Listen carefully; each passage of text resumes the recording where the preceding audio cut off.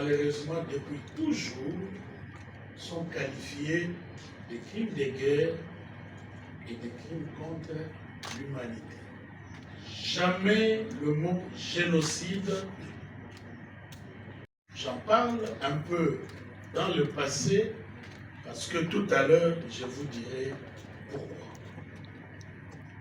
Alors, depuis 30 ans, les massacres, 30 ans de tueries, 30 ans de viols, 30 ans de pillage de nos minéraux, lorsque les rapports établissent la véracité des faits, la communauté internationale dit qu'il s'agit d'un crime de guerre, il s'agit d'un crime contre l'humanité. Je sais que le professeur Barouani, avec justice, vous a donné le contenu scientifique de ces expressions. Je me limiterai à vous en parler de manière vraiment simple pour que chacun comprenne c'est quoi le crime de guerre. Le crime de guerre, c'est lorsque, dans le cadre d'un conflit armé, on s'attaque aux personnes qui ne prennent pas part aux hostilités. Ou encore, on s'attaque aux personnes qui ne participent plus aux hostilités. Ça signifie quoi? Ça signifie que la guerre a un droit. On fait la guerre selon les règles. Les règles pour faire la guerre s'appellent droit international humanitaire. Pendant la guerre, on ne tue pas les non-militaires. Pendant la guerre, les militaires déjà neutralisés, c'est-à-dire blessés ou désarmés, on ne peut plus les tuer. Vous les touchez dans ce sens-là, sans en faire un prisonnier de guerre, vous violez les droits de la guerre.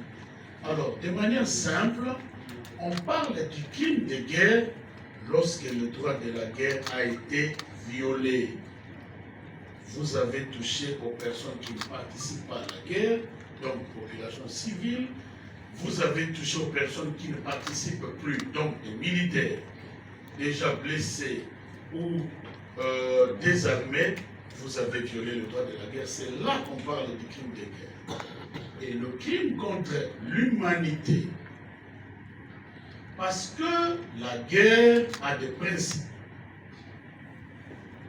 Lorsqu'on fait la guerre, on ne peut pas viser les endroits où vous savez pertinemment qu'il n'y a que des civils.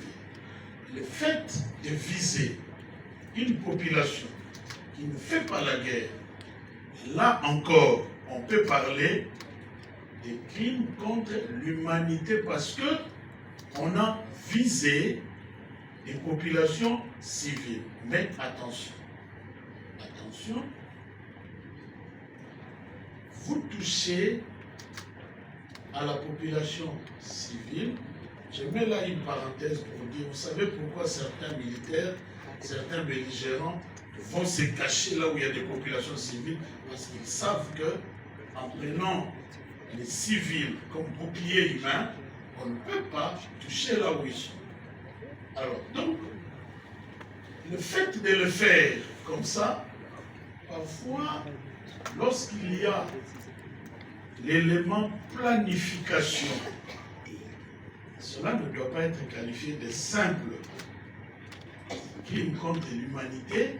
On est bien dans le cadre de ce qu'on pourrait qualifier de génocide.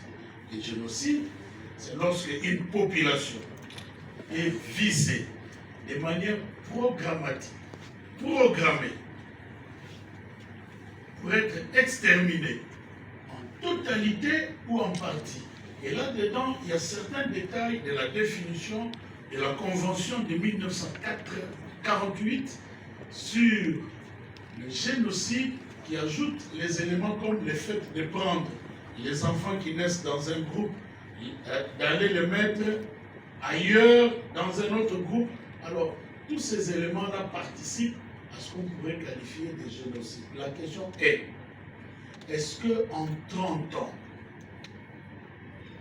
de massacres, avec une population estimée aujourd'hui à plus ou moins 100 millions d'habitants, lorsqu'on parle de 10 millions de morts, 10 millions de déplacés internes, ce que le Rwanda fait chez nous. Qu'est-ce que le Rwanda fait? Le Rwanda viole massivement